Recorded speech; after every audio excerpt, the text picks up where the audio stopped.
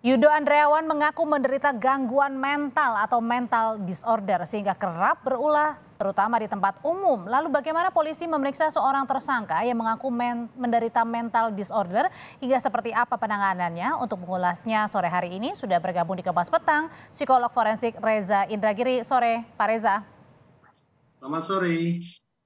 Pak Reza, Yudo ini kan mengaku menderita gangguan mental. Kalau misalnya seorang menderita gangguan mental itu bagaimana sih ciri-cirinya Pak Reza? Gangguan mental itu banyak jenisnya. Jadi kita tidak bisa pukul rata mengatakan bahwa seseorang yang mengalami mental disorder atau gangguan mental akan misalnya tidak bisa kontak dengan lingkungan, terbebas dari pidana, tidak bisa. Jadi kita harus secara pasti membangun diagnosis yang spesifik, yang definitif terkait dengan kondisi yang bersangkutan. Nah, yang saya khawatirkan adalah karena pihak Polda Metro Jaya sudah memberikan rompi berwarna oranye dan mengikat tangan yang bersangkutan, maka tampaknya dari pihak Polda Metro Jaya sudah punya perkiraan keluhan tentang mental disorder itu adalah sebuah klaim dalam rangka untuk menghindari proses hukum. Dengan kata lain, malingering. Itu perkiraan saya. Karena sekali lagi, kepada yang bersangkutan sudah diberikan rompi berwarna oranye dan tangannya dalam kondisi terikat. Artinya Yudo ini belum tentu menderita benar-benar mental disorder ini, gangguan mental.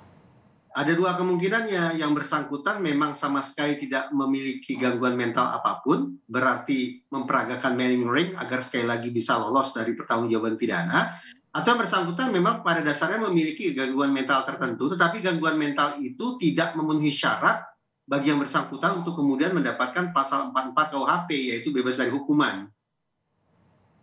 Oke, nah Yudo ini kan kerap berulah ya, berbuat onar di media sosial, bahkan kemarin pada saat ditanya wartawan juga sepertinya santai begitu. Ini mengindikasikan apa Pak Reza? Begini, karena kita sudah masuk ke ranah psikologi forensik, bukan psikologi klinis, maka saya tidak ingin memberikan amunisi kepada yang bersangkutan untuk lolos dari jerat hukum. Karena pihak Polda Metro Jaya perkiraan saya ingin meminta pertanggungjawaban pidana kepada yang bersangkutan, saya dalam posisi mendukung rencana Polda Metro Jaya itu. Karena itu sekali lagi saya tidak ingin memberikan diagnosis, memberikan kisi-kisi, atau memberikan amunisi kepada yang bersangkutan sehingga suatu saat nanti bisa lolos dari sanksi pidana dengan menggunakan pasal 44 KUHP. Itu yang pertama. Yang kedua, saya justru bertanya-tanya, yang bersangkutan ini punya keluarga atau tidak? Kenapa Punya Pak? sanak saudara atau tidak?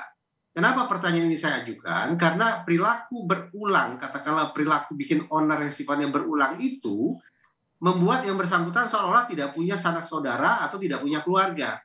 Atau sebaliknya, seandainya yang bersangkutan itu punya keluarga, tapi kemudian keluarga melakukan pengabaian, sehingga si Yoda ini kemudian melakukan tindakan yang berbahaya terhadap orang lain, maka alih-alih yang bersangkutan, tapi justru keluarganya yang justru akan bisa dimintai pertanggungjawaban secara pidana.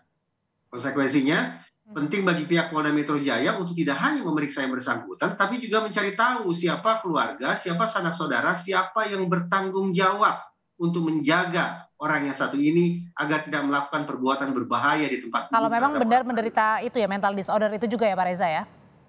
Tepat. Jadi anggaplah yang bersangkutan ini betul-betul memiliki gangguan mental yang membuat dia lolos dari jerat hukum. Tidak bisa dimintai pertanggungjawaban secara pidana. Anggaplah demikian. Tapi jangan lupa, agenda penegakan hukum tidak hanya terhadap yang bersangkutan, tapi juga terhadap keluarga, terhadap sanak saudara, terhadap siapapun yang bertanggung jawab sesungguhnya untuk menjaga orang ini agar tidak melakukan perbuatan yang berbahaya terhadap orang lain.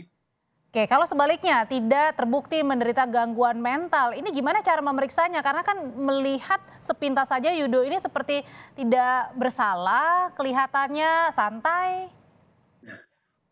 Kolega baik itu dari psikologi maupun dari psikiatri, saya yakin tahu persis secara teknis apa yang harus dilakukan terhadap orang semacam ini untuk memastikan apakah dia betul-betul memiliki gangguan kejiwaan ataukah sebatas mempraktekkan malingering alias pura-pura sakit agar lolos dari jerat pidana. Saya pikir saya tidak akan sampaikan di ruang publik terkait dengan teknis pemeriksaan tersebut. Dokter kejiwaan ini juga diperlukan ya untuk memeriksa kejiwaan mental dari si Yudo ini gitu ya Pak Reza ya? Ada beberapa jenis kondisi mental yang katakanlah cukup diperiksa oleh kolega dari psikologi, tetapi untuk jenis-jenis lainnya yang lebih parah, yang lebih serius tentu membutuhkan keterlibatan lintas disiplin keilmuan, termasuk dengan melibatkan kedokteran forensik. Oke, Pak Reza, sebenarnya kalau misalnya Yudo ini tidak terbukti alias sehat begitu ya untuk mentalnya, apa sih yang membuat seseorang ini melakukan keonaran? Siapapun kemudian bisa saja melakukan keonaran, tersinggung, suasana hatinya sedang tidak baik, barangkali kalau perempuan sedang menjelang menstruasi, ada perasaan frustrasi karena dipecat kantor, ada masalah dengan pasangan, apapun sesungguhnya bisa saja membuat orang kemudian melakukan perbuatan onar di ruang publik. Apalagi di dalam psikologi juga ada istilah misalnya orang yang temperamental, yang mengalami kesulitan untuk mengendalikan amarah, punya gangguan amarah yang amat sangat nyata. Nah itu beberapa sebutan, beberapa istilah yang bisa kita kenakan kepada seseorang yang kita perkirakan atau kita pandang gampang sekali untuk tersinggung, gampang sekali untuk kemudian berkonflik dengan orang yang tidak dikenal. Oke, nah kalau gitu apa yang bisa dilakukan sekarang kalau misalnya menderita beberapa gangguan tadi itu tetap bisa dipidana ya, Pak Reza ya? Tadi saya katakan hanya beberapa jenis saja, hanya beberapa jenis gangguan saja yang kemudian bisa digunakan oleh seorang katakanlah terduga atau tersangka sehingga bisa lolos dari jerat hukuman. Sementara untuk kondisi-kondisi lainnya tidak bisa. Walaupun yang bersangkutan mengklaim punya gangguan mental A, B, C, tapi kalau itu tidak termasuk kategori tertentu, maka yang bersangkutan tetap bisa dimintai pertanggungjawaban secara pidana.